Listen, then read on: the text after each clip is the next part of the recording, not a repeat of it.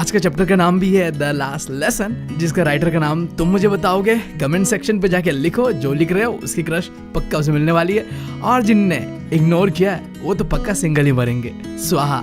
हाँ, और इस चैप्टर की स्टोरी लाइन का शुरुआत होता है जब फ्रांस और पर्शिया के बीच एक वॉर चलता है, जहां फ्रांस हार जाता है पर्शिया से। अब तुम्हारे दिमाग में अगर ये बात चल रहा है कि ये पर्शिया क्या है, तो ऐसा समझ लो कि जर्मनी जो है आज का वही है पर्शिया, ठीक है। तो फ्रांस हार जाता है पर्शिया से, और जिसकी वजह से फ्रांस का 2 डिस्ट्रिक्ट एल्ज़ेस एंड लॉरेन को गंवाना पड़ता है। अब स्टोरी भी कुछ इसी तरीके से चलता है कि ये जो 2 डिस्ट्रिक्ट है, यहाँ पे पहले फ्रांस पर आया जाता था, अब पर आ जाएगा जर्मनी, यानी कि जर्मन पर आया जाएगा।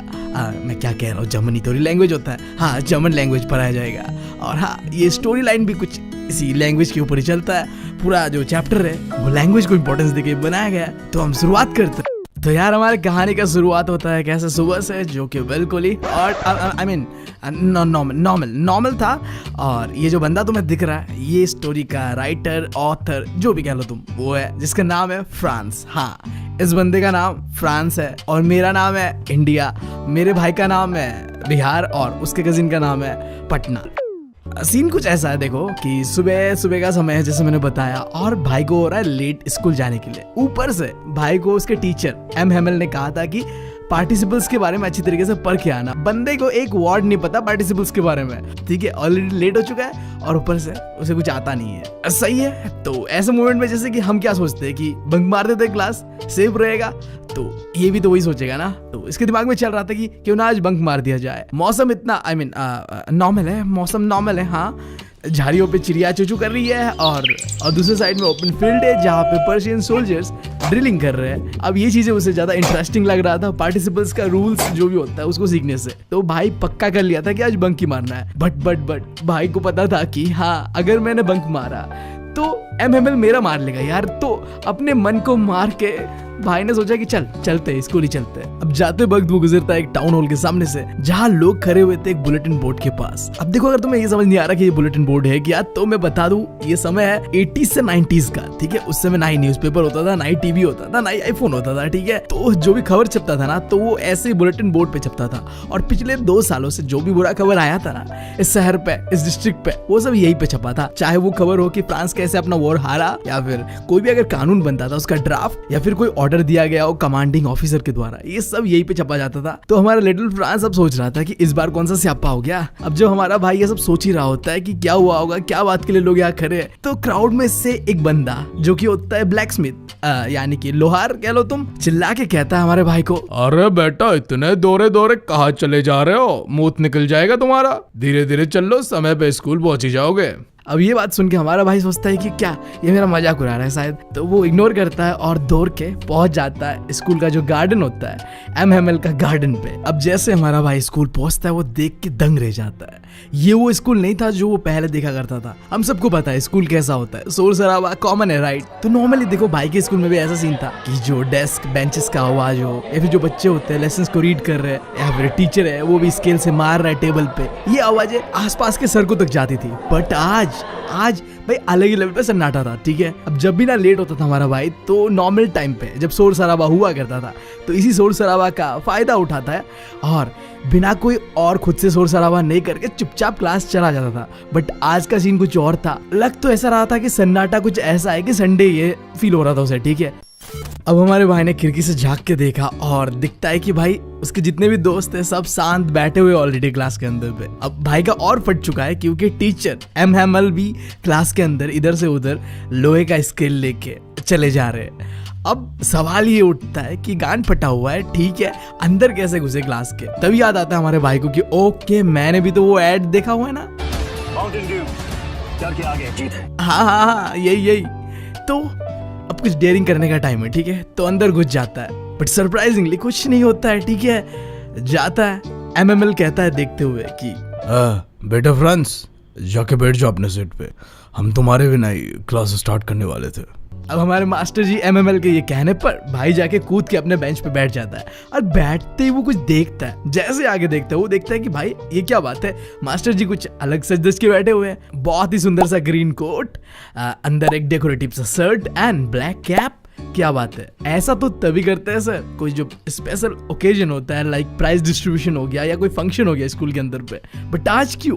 हाँ, अब ये सब सवाल चल ही रहा होता है, फिर पीछे मुड़ के देखता भाई हमारा और सरप्राइज हो जाता। वो जो क्लास पे नॉर्मली बैक बेंच हमेशा खाली रहता है, वहाँ आज गांव के कुछ लोग आगे बैठे हुए थे।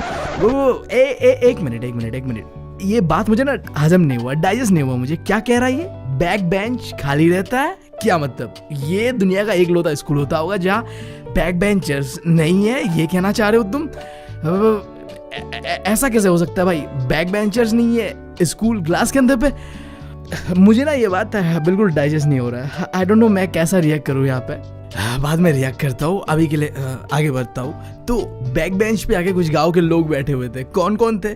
सबसे पहले एक बंदा जो कि एक ट्रायंगुलर शेप का टोपी और चश्मा पहना है, जिसका नाम था ओल्ड हाउसर। एंड इसके बाद फॉर्मर मेयर, फॉर्मर पोस्टमास्टर और भी कई सारे लोग पीछे बैठे हुए थे। उन सबको देख के लग रहा था कि वो काफी दुखी है। स्पेशली ओल्ड हाउसर का बात करूँ तो उनके हाथ पे एक किताब सा था, primary book ABCD, I don't know क्या होगा, ठीक है। वो लेके हाथ पे चश्मा पहन के उस पुराने से किताब को देख रहा था।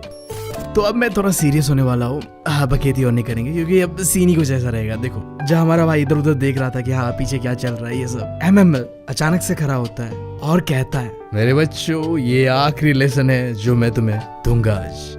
बर्लिन से ये ऑर्डर आया है कि आज से एल्ज़ेस एंड लोरेन के स्कूल्स पे सिर्फ और सिर्फ जर्मनी पढ़ाया जाएगा। तो ये आज तुम्हारा आखिरी फ्रांस लेसन है, तो मैं चाहता हूँ कि तुम ध्यान दो आज। अब ये सुन के हमारा भाई फ्रांस बिल्कुल सदमा में था। अब उसे समझ आया कि हाँ वो जो बुलेटिन बोर्ड में क्या छपा था और लोग क्यों इतना भीड़ लगा के बैठे थे हुआ। अब वो ये सोच पे पड़ गया, क्या ये सच में मेरा आखिरी फ्रांस लेसन है? क्योंकि उसने अभी तक मुश्किल से ही लिखना और पढ़ना सीखा था। अब वो अपने आप पे सॉरी फील कर रहा था कि क्यों उसने अपने लेसन्स टाइम पे कंप्लीट नहीं किया, अच्छे से नहीं पढ़ा। और साथ ही साथ वो अपने मास्टर जी MML के लिए भी बुरा फील कर रहे थे। हालांकि देखो, मास्टर जी का स्केल और मास्टर जी का जो रूडनेस है वो बहुत ज़्यादा था, बट होता है ना यार, जब तुम्हारे से कोई तुम्हारा अपना दूर चला जाता है तो फर्क नहीं पड़ता कि वो कितना रूड था, वो कैसा भी था, तुम्हें उसके लिए बुरा लगता है, राइट? तो आज अब हमारे भाई के साथ भी कुछ ऐसा ही हो रहा था। अब उसे ये भी समझ आ गया था कि हमारे मास्टर जी MML आज इतना स्पेशल ड्रेसअप करे हुए हैं और जो पीछे में गांव के लोग बैठे हुए बुजुर्ग, वो क्यों आए हुए? वो सिंपली इसलिए आए हुए हैं क्योंकि वो एक तरीके से उनका तरीका था थैंक करने का हमारे मास्टर जी MML को, जिन्होंने ईमानदारी से 40 साल अपना ये टीचिंग करियर को दिया था। और साथ ही साथ ये एक तरीका था रेस्पेक्ट शो करने का अपने कंट्री को, जो आज वो खो चुके हैं।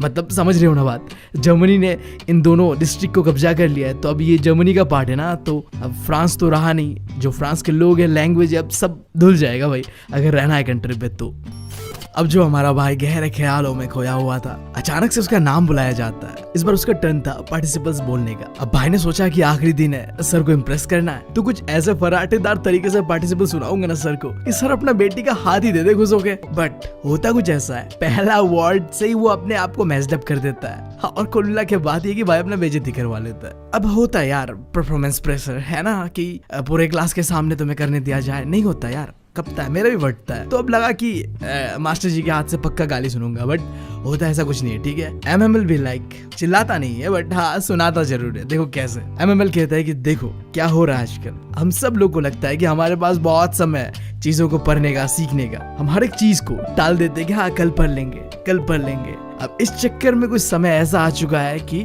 हमने उन लोगों को मौका दे दिया है, राइट दे दिया है। अब यहाँ पे उन लोग यानी कि सेंस हो रहा है कि जर्मन लोगों ने इन दोनों डिस्ट्रिक्ट पे कैप्चर कर लिया ना, तो जर्मन लोगों के बारे में कहा जा रहा है कि उन लोगों को हमने मौका दे दिया ये कहने का कि तुम किस तरीके का फ्रेंचमैन हो जिन्हें अपना लैंग्वेज न बोलने आता है ना लिखने आता है। और इस चीज में सिर्फ तुम्हारी गलती नहीं है मेरे प्यारे लिटिल फ्रांस, इसमें हम सबकी भी गलती है। तुम्हारे माता पिता की, जिन्होंने तुम्हारे पढ़ाई के ऊपर ज्यादा ध्यान नहीं देते हुए उन्होंने क्या किया, तुम्हें फार्म पे भेज दिया कुछ चंद पैसों के लिए, काम करने के लिए।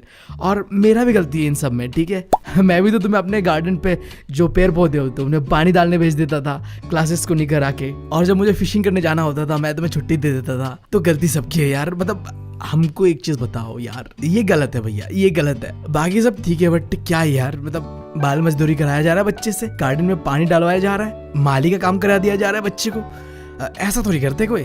खैर जो भी हो, ये थोड़ा बहुत गहरे गहरे बातें करने के बाद अब हमारा जो MML था, यानी कि हमारे मास्टर जी, उसने अब फ्रांस लैंग्वेज के बारे में कुछ अच्छी अच्छी बातें बताना शुरू किया कि ये बहुत ही ब्यूटीफुल लैंग्वेज है दुनिया का एक, जो कि क्या है, क्लियरेस्ट और मोस्ट लॉजिकल लैंग्वेज में से एक है। और हम सबको इस लैंग्वेज को बचा के रखना है, गार्ड करके रखना है और कभी भूलना नहीं है इस लैंग्वेज को।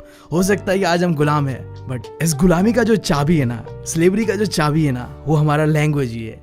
अगर हमें हमारा लैंग्वेज आए तो इसी से हम अपने आप को कनेक्ट कर सकते हैं, जोड़ सकते हैं, बॉन्डिंग होगा सेंस ऑफ, और यही आगे जाके हमें आज़ादी देगा। एंड देन ये लेक्चर देके उन्होंने अपना ग्रामर किताब को ओपन किया एंड रीड करना शुरू किया। और सबसे औसम बात क्या था पता है, इस बार ना MML कुछ इस तरीके से पढ़ा रहा था कि भाई साहब हमारे भाई को और पूरे क्लास को ना बहुत ही बढ़िया तरीके से समझ में आ रहा था। लाइक लिटरली जिंदगी में भाई ने कभी इतना ज़्यादा फोकस नहीं दिया होगा जितना आज के इस लास्ट क्लास पे दिया जा रहा था। हर एक वर्ड समझ आ रहा था। और हमारा मास्टर जी MML भी कुछ इस तरीके से फ्लो में पढ़ा रहा था ना कि जिंदगी का बस आज ही है, जो ज्ञान है बस दे देना है बच्चों को, और बच्चे भी लाइक आज जो है आज ही कर लेना है, ठीक है। इस चक्कर में क्या हो रहा था, बहुत ही अच्छा फ्लो बन रहा था, टीचर का भी और स्टूडेंट का भी। और ये सब देखते हुए हमारा भाई मनी मन सोच रहा था कि इतना ध्यान से तो मैंने आज तक जिंदगी में कभी नहीं पढ़ा, और हमारे सर जी ने भी नहीं पढ़ाया। ये सब बातें चल ही रहे होते हैं। इन सारी चीज़ों के बीच मनी मन हमारा भाई ये सोच रहा होता है कि हाँ आज हमारा लास्ट लेसन है, कल से तो फिर हमें जर्मन लैंग्वेज पढ़ना है। तो छत के ऊपर जो कबूतर है कुछ जो गुटर गुटर कर रहे हैं, क्या उन्हें भी जर्मनी सिखाया जाएगा? जब जर्मन लोग आएंगे, जर्मन टीचर्स, इन्हें भी जर्मनी सिखाएगी क्या?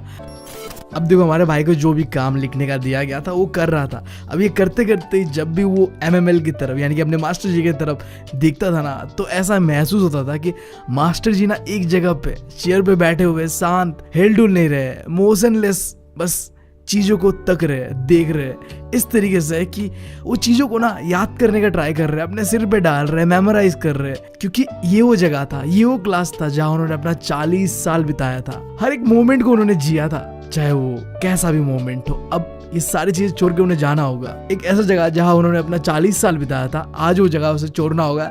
यही नहीं, उन्हें अपना कंट्री तक छोड़ना होगा। बंदा अंदर से टूट चुका था, सब देख के पता चल रहा था लिटरली। इनफैक्ट MML यानी कि मास्टर जी का बहन जो था, उन्होंने पैकिंग तक स्टार्ट कर दिया था क्योंकि अगले दिन तो निकलना था ना देश से। बट फिर भी यार देखो MML के पास इतना करेज था कि वो अपना लास्ट लेसन देने आए। अब ऐसे ही सोचते सोचते क्लास खत्म होता है राइटिंग वाला एंड स्टार्ट होता है हिस्ट्री क्लास। और इन सब चीज़ों के बीच जो बैक बेंच में लोग कुछ बैठे हुए थे ना गाँव के, उनमें से जो वो चश्मा पहने हुए अजीब सा टोपी पहना हुआ एक आदमी था जिसका नाम था ओल्ड हाउसर। वो तो कुछ ज़्यादा इमोशनल होकर बैठा हुआ था, चश्मा पहना उसने और अपने हाथों पे वो पुराना सा किताब लिया, प्राइमरी बुक, एंड वो रीड कर रहा था बच्चों के साथ। और उसे देख के ना ऐसा फील हो रहा था ना, लाइक होता है ना जब एक इंसान रोने की कोशिश कर रहा होता है, आंखों में पानी होता है, नमी होता है, देन वो अपने आंसुओं को रोक भी रहा होता है, रोने की कोशिश नहीं भी कर रहा होता है, स्टिल उसका जो बात होता है उसे पता चलता है कि वो अंदर से सैड है, ठीक है। अब ऐसा कुछ नहीं इस बंदे के साथ भी हो रहा था, दिख रहा था कि लिटरली उसके वॉइस पे वो इमोशन दिख रहा था कि वो रोने ही वाला है बस। अब ये सारी चीज़ें ना आगे से हमारा भाई और उसके सारे जो दोस्त लोग हैं ना, वो देख के मतलब ऐसा रिएक्ट कर रहे थे कि फनी है, बहुत फनी है, ठीक है। अब इसको देख के हंसने का भी मन कर रहा था और रोने का भी मन कर रहा था। लाइक लिटरली इमोशनल सीन है एंड देन साथ साथ थोड़ा फनी भी है, ऐसा फील हो रहा था। और लाइक देखो तुम देख रहे हो स्टोरी के दौरान हर एक छोटा से छोटा डिटेल के ऊपर फोकस दिया गया है कि जो लास्ट लेसन था उसमें क्या क्या मूवमेंट हुआ था। लिटरली हर एक छोटा छोटा डिटेल के बारे में इस स्टोरी में बताया गया है। एंड देन देखो समय बीतता है ऐसे ही एंड घंटा बजता है 12 बजे का। और 12 बजते ही जो क्लासरूम का दरवाजा है उसके पास से जो पर्शियन आर्मी है वो ड्रिल करके वापस आ रहा होता है। और ये चीज़ देख के ना अचानक से MML यानी कि हमारे मास्टर जी खड़ा हो जाता है अपने चेयर से एंड खड़ा होके कुछ बोलने ही वाला होता है। और जब वो बोल रहा होता है उसे देख के हमारा भाई सोच रहा होता है कि लाइक लिटरली मैंने मास्टर जी को इतना टॉल आज तक कभी नहीं देखा है। This is the first time I see like वो बहुत टॉल दिख रहे हैं एंड वो कुछ बोल रहे होते हैं कि माई फ्रेंड आई बट वो ये बोल के चुप हो जाते हैं, नहीं बोलते, अपना सेंटेंस कंप्लीट नहीं करते, सीधा वो ब्लैक बोर्ड की ओर मुड़ जाते हैं एंड सामने से एक चौक लेते हैं और ब्लैक बोर्ड में कुछ लिखने लगते हैं। क्या लिखते हैं? लॉन्ग लिव फ्रांस, जो कि वो लिख रहे होते हैं विव लव फ्रांस के नाम से, बट इंग्लिश में ट्रांसलेशन वही है लॉन्ग लिव फ्रांस। अब ये कह के वो हाथों से इशारा कर रहा होता है, क्योंकि देखो अंदर से इंसान टूट चुका था, अब मुंह से कहने को कुछ नहीं बचा था, ठीक है। होता है ना यार, जब तुम किसी के साथ आखिरी एक बार मतलब इंटरेक्शन हो रहा होता है, लाइक तुम्हारे पास वर्ड्स नहीं होता है कहने को, बस इमोशन होता है जो तुम एक्सप्रेस नहीं कर पाते हो। तो ऐसा कुछ सीन था यहाँ भी। तो हमारा मास्टर जी MML हाथों से ही इशारा करते हुए ये कह रहा था कि क्लास इज डिसमिस, तुम सब जा सकते हो। एंड दैट्स हाउ हमारा स्टोरी होता है खत्म।